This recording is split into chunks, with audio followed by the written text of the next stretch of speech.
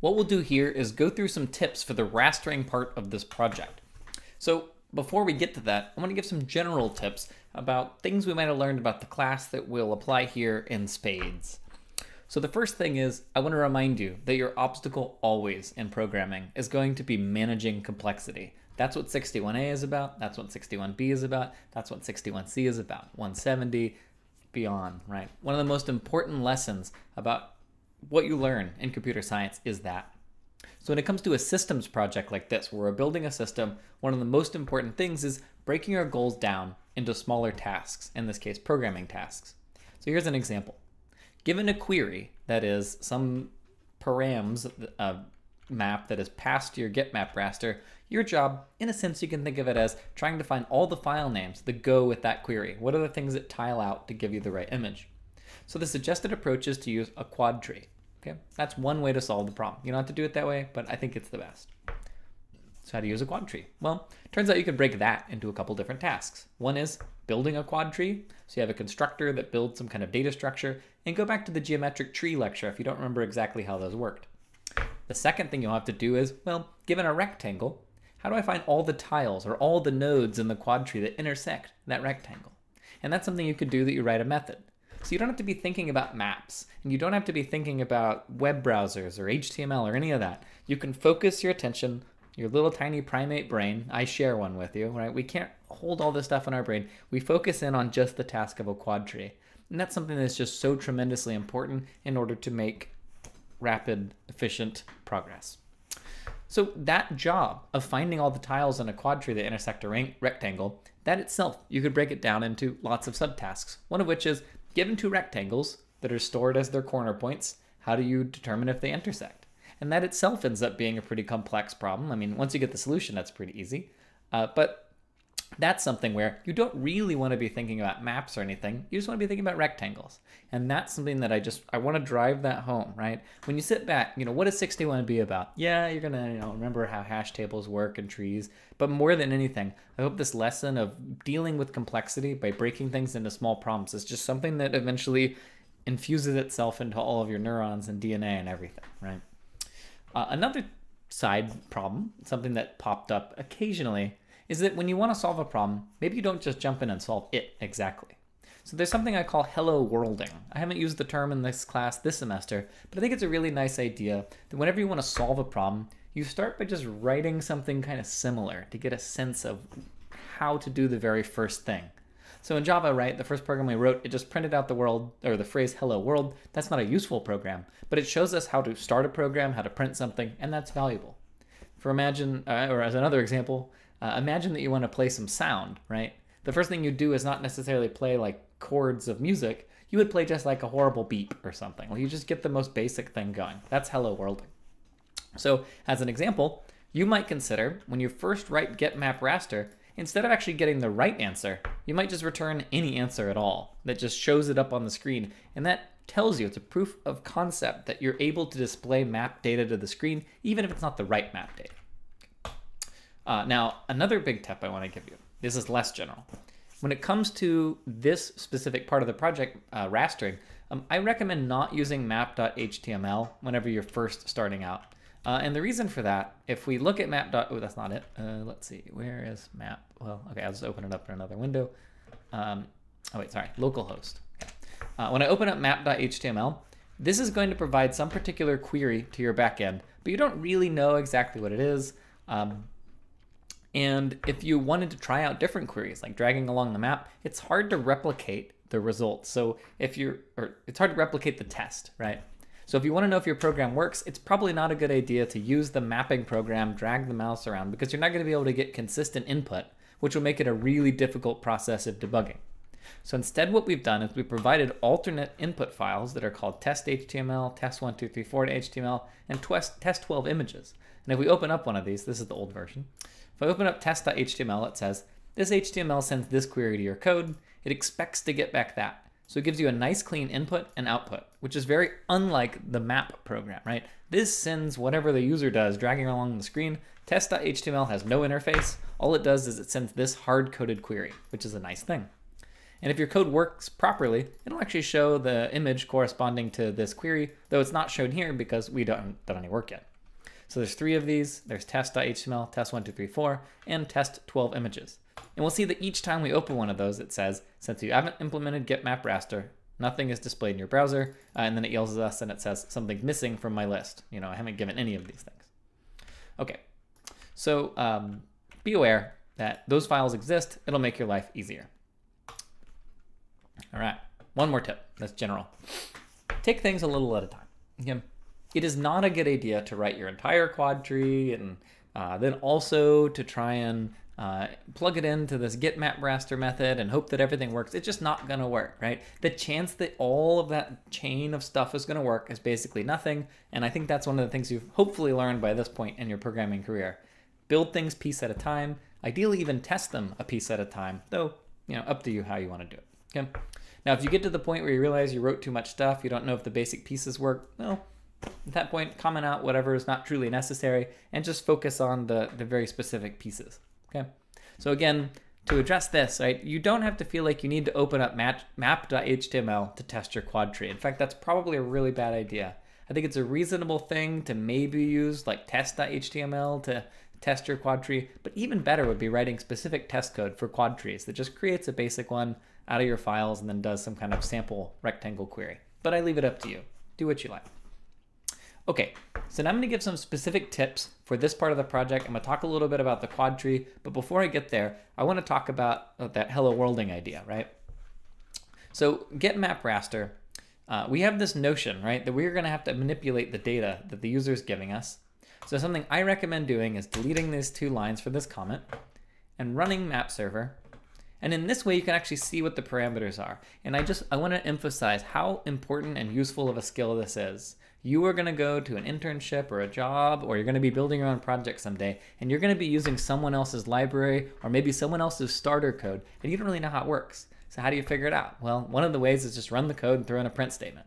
You could also use the debugger, but I'm lazy and I just want to print it out. Okay, that's my first pass. Takes me 5 minutes, maybe. Not even that long necessarily. Get it running.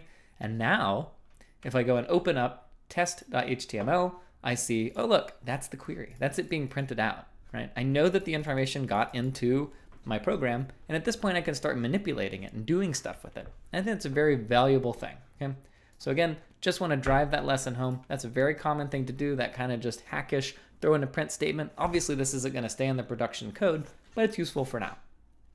At that point, when you run map server, you open up one of your test.htmls and you'll get something like this. Depending on if you're doing it in Sublime or the terminal or IntelliJ, you'll get different colorings, but this is roughly speaking what you get.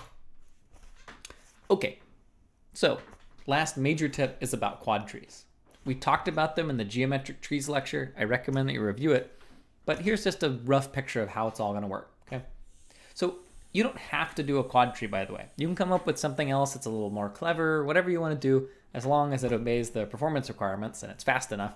But this is what the QuadTree is gonna look like. So when you build a QuadTree, the root is gonna look like this. There'll be some file called root.png. In fact, it's here in our images folder.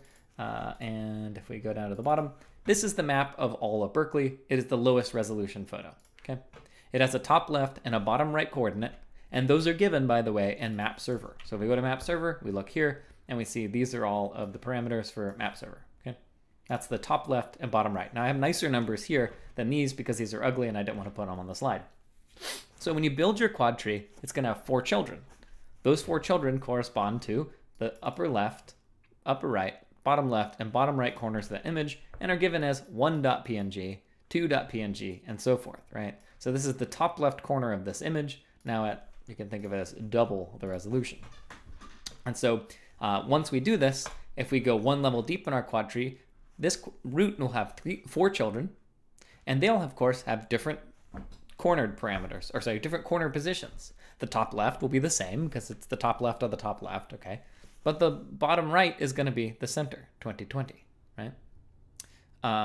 Likewise, whenever we look at 4.png, well, its bottom right is going to be the same, but its top left is going to be 2020. And there's a pattern there. And when I talk about breaking things down into small parts, that's the sort of problem you can approach in a nice, approachable way when you're not thinking about maps. You're just thinking about, how do I calculate these numbers? It's a nice, simple context. And this is just a written out. I'm not going to go through what's written at this point. Oh, sorry, I guess it's here on your screen. At this point on the slide, because it's there already. I'm just reading it out loud. So this is just a redundant version of what I'm saying. Okay, so this will go another level deeper, and this tree is going to be 7 layers deep because of the fact that we get up to 7 length file names. And so this next one, say 4PNG, it's going to have its own 4 children, and I'm not showing the verbose coordinates for all of those pieces, and that's where you're going to go. Okay. Now, what's actually going to be stored? I recommend maybe creating a QuadTree node class. There's no need to implement this as an array. It should be plenty fine. It'll fit in the space even with explicit pointers. And in each of the nodes, you might store, for example, the links to your 4 children. You'll store the top left, the bottom right, the name of the file, but don't store like the information inside the image files. There's no need to actually read the PNG files and like read the bits out of them. Not important. And there may be other stuff that you find useful. Maybe you want to store the depth, whatever feels right. It's up to you. Now, the last thing about QuadTrees I want to say is there's this challenging thing you have to do, which is the intersection task. So given a query window, the question is, what tiles, in other words, what nodes of the QuadTree correspond to that query window? And so this intersection operation, we talked about it in the geometric trees lecture, but maybe it didn't sit in your brain because you haven't done this yet. This is your homework to learn this stuff. So what we need to do is I'm just going to walk you through my thoughts on this. You might find it helpful to maybe pause the video or watch this later after you've had some chance to digest everything, but I'm going to run through it here. Okay. So given a rectangle, here's the query window, and here is a tile in the QuadTree. We want to know, is this tile worth including? So there's 2 things we need to check. One, does it overlap the query window? So in this case, it does not, right? There's no reason to include this if this is what we're trying to draw because they don't actually intersect if we look at their coordinates. So there's maybe a test we'll call intersects tile. And another one, we have to always check the density of information, the zoom level. So we also need to make sure that the lon DPP is smaller than the query window, or that it's a leaf node, because we said that if you go more than 7 levels deep, you're not going to do any more work, so we'll just accept it. So this test passed once you get down to the bottom layer of depth, because you have to use something. Okay. So what these tests look like, well, the logic is actually relatively simple. You want to know, is a tile worth counting? Well, if it doesn't overlap, that's property 1, then we don't need to do anything else, right? We're done. We know, first of all, that this isn't going to be part of the result. And second, we don't actually need to consider the children of this tile because none of those 4 children is going to intersect the query window. Okay, another is we intersect the tile, but we're too big. This tile is not the right resolution.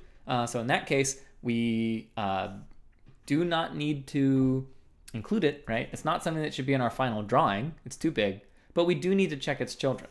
And you can be actually super clever. You can tell right here we don't need to check the left and the top left and the bottom left children because it's the midpoint is to the left, this edge of the rectangle. But we're not really going to save that much work by doing that. If you want, you can do that optimization, but you can just check each of the children. If you want to keep the logic simple, it'll be fast enough. And then finally, if it is the case that we intersect and our resolution or our zoom level is appropriate, then this tile should be part of the return results. And at this point, we can actually also prune the children. We don't need to look at the top left, top right, bottom left, or bottom right of this tile, right? We don't need to consider its children because we're using it. There's all of the nodes or all the tiles that we're going to include are always going to be at the same depth because it's just how we do it, right? We string together all these images at the same resolution. We're not going to have different zoom levels in one viewing of the tree or of a query box. Okay, last little bit. In line with this practice of hello worlding, you might consider, for example, as I alluded to earlier, you don't have to have the right answer to run your code. You can just go into test.html, for example, and let's see, where did I put it? Sorry, okay, one here. So I can open up test.html, and I could just hard code this result in there. It'll take a little work. I mean, I can't just copy and paste this in here, but I could do something very close. And in that way, you can prove that you have the ability to draw to the screen, and that might be empowering, right? So that just shows you how to interact with the map.